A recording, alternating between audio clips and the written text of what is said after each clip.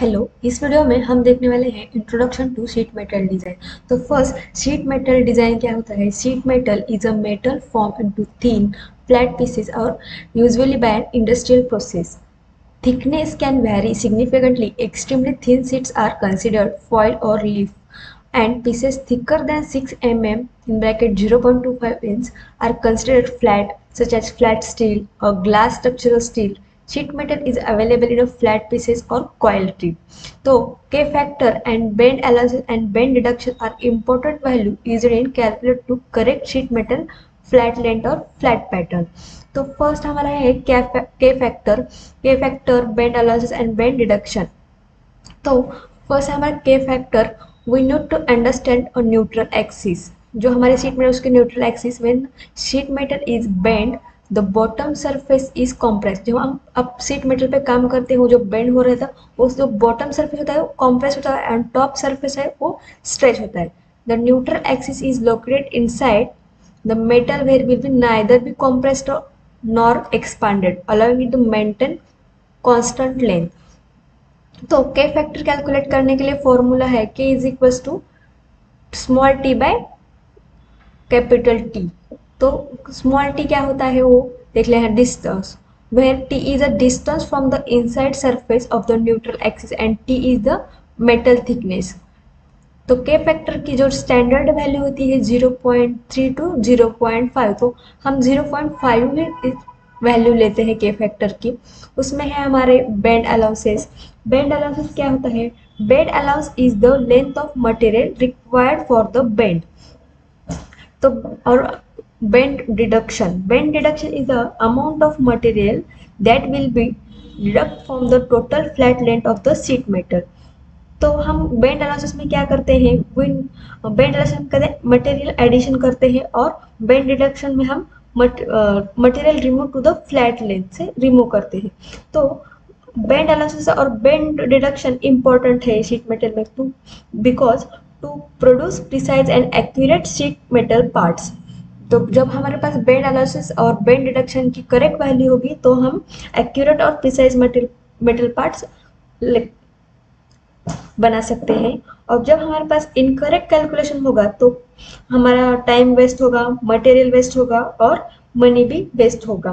तो फर्स्ट हमें क्या कैलकुलेट करना है? बेंड अलाउंसेस कैलकुलेट करने के लिए फॉर्मूला है B is equals to pi in bracket R plus K T bracket close A by 180. तो ए मतलब ए की जगह आप थीटा भी ले सकते हैं. तो इसका ए मतलब bend angle, R means inside radius और के मीन्स के फैक्टर और टी मीन्स मटेरियल थिकनेस. तो आपको दिए होंगे बेंड एंगल जो 90 डिग्री दिया है, मटेरियल थिकनेस आपको 1 mm दी होगी और बेंड रेडियस 3 mm है आपके पास और के फैक्टर हम 0.5 स्टैंडर्ड वैल्यू लेते हैं और हम एक फॉर्मूला में वैल्यू पुट करते हैं और कैलकुलेट करते हैं. तो इसकी बेंड एनालिसिस क्या आती है? सो 6.28 mm. और हमें बेंड डिडक्शन कैलकुलेट करना है तो उसके लिए फॉर्मूला है 0.0717453 into theta into R bracket close plus 0.0078 into K into T into K. तो सेम वैल्यू बेंड एंगल में 90 लेती हूँ, इनसाइड रेडियस ले लेती हूँ मैं 3 ले लेती हूँ और कैलकुलेट करती हूँ यहाँ पे. तो मुझे बेंड डिडक्शन कितना आता है? 1.97. तो ठीक है. तो हम अब स्टार्ट करते हैं. शीट मेटल क्या होता है देखते हैं. Select part okay. अब कब का अपने पास शीट मेटल ए हमारा फीचर हो गया है, यहाँ पे स्केच हो गया, अब है हमारा सरफेस हो गया और शीट मेटल है. कब का हमें ये जो टैब है नहीं दिखता तो यहाँ से राइट क्लिक करना है, टैब्स में जाना है. अब मैं से कहाँ पे मेरा शीट मेटल, यहाँ पे मैं अनटिक करती हूँ तो मुझे शीट मेटल दिखाई नहीं दे रहा. तो सेम राइट क्लिक टैब्स और शीट मेटल पे टिक करती हूँ. ये देखो मेरा शीट मेटल आ गया है यहाँ पे. तो फर्स्ट है हमारा बेस फ्लेंज टैब. तो मैं क्या करती हूँ? स्केच करती हूँ.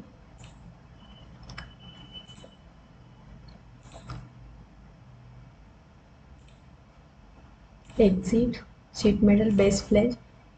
यहाँ पे देखो शीट मेटल पैरामीटर यहाँ पे दिखाई दे रहा है। बेंड अलाउंसेस आपके पास के फैक्टर दिया होगा तो आप यहाँ पे से 0.5 डाल के या जब आपके पास बेंड अलाउ होगा तो ये वैल्यू डाल सकते हो कैलकुलेट करके। और बेंड डिडक्शन सेम जैसे आप कैलकुलेट करेंगे जो वैल्यू आएगी वो आप यहाँ से डाल सकते हो। मैं के फैक्टर ले लेती हूँ यहाँ पे और यहाँ पे देखो उसे ओके करती हूँ।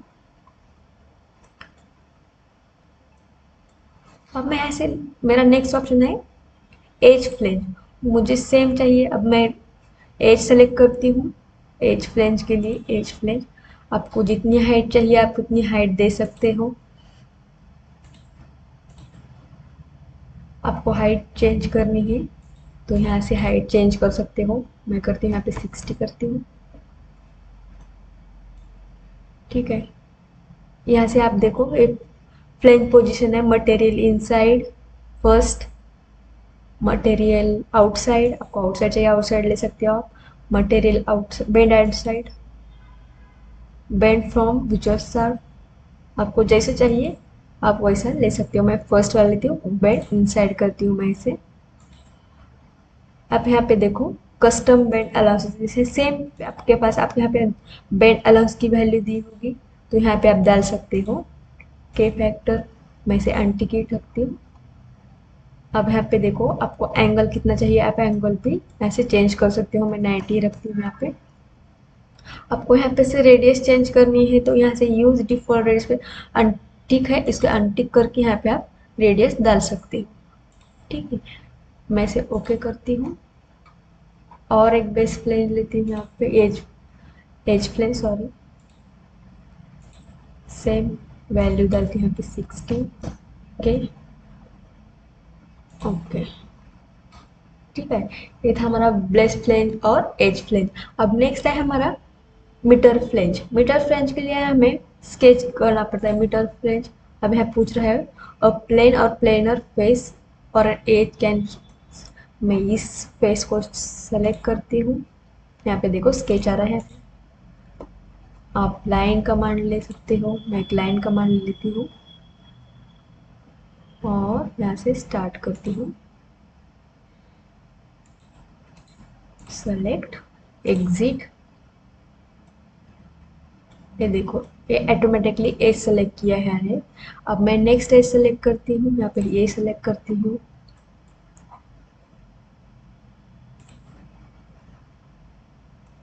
ये देखो मेरा मीटर फ्लेंज हो गया। अब जिसके अकॉर्डिंग चेन के अकॉर्डिंग आप से एज सेलेक्ट कर सकते हो।